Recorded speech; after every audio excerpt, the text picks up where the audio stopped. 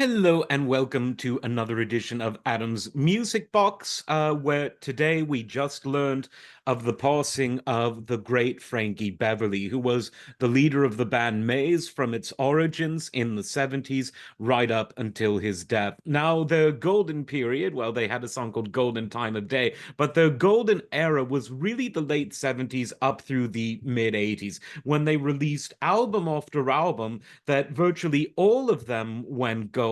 There was, of course, the second album, Golden Time of Day, which was a big hit among funk listeners and soul listeners. And their first album, the self-titled Frankie Beverly, Maze rather, featuring Frankie Beverly, was a really, really good one as well. Happy Feelings was on that. Look at California, really good song.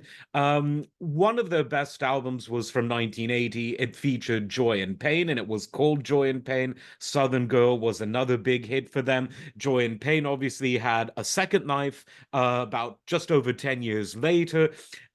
It was really a band, and Frankie specifically is the leader of that band on keyboards, guitar, and vocal, who really created a band that sort of bridged the gap between 70s funk and 80s funk. And what are some of these differences? Well, 70s funk, you would often have a brass section, you would have saxophone, you would have things that were in some cases very guitar driven. And as we shift towards the 80s, things tended to be more synthesizer driven. There was the introduction of sequencing and drum machines. Keyboards became more prominent than guitar in a lot of cases, not exclusively, but in a lot of cases. And Frankie Beverly's Maze really helped to ease that transition in by recording and composing music that really fits into both the classic 70s funk era and into the 80s era when people started to refer to something called electro-funk.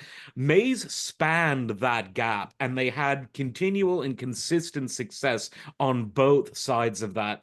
Frankie, by all accounts, was an absolute joy to work with. So you had the joy, but not the pain.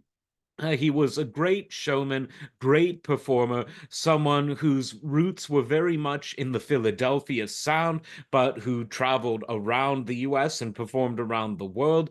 He was friends with Marvin Gaye before his tragic death, and he really was just so consistently good. One of the things, and I talk about this a lot on this channel, that I look for in an album is it good front to back? In other words, is there no filler?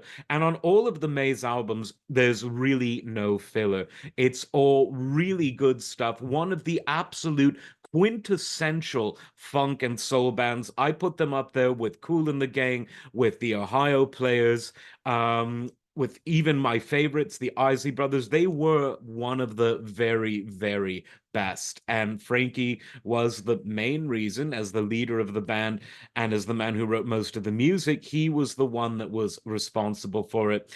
He died sadly at the age of 77, but he leaves behind a wonderful legacy of music, almost all of which is on your Spotify's and all of the other streaming services. So spend the rest of your day giving Frankie Beverly and Maze a good listen.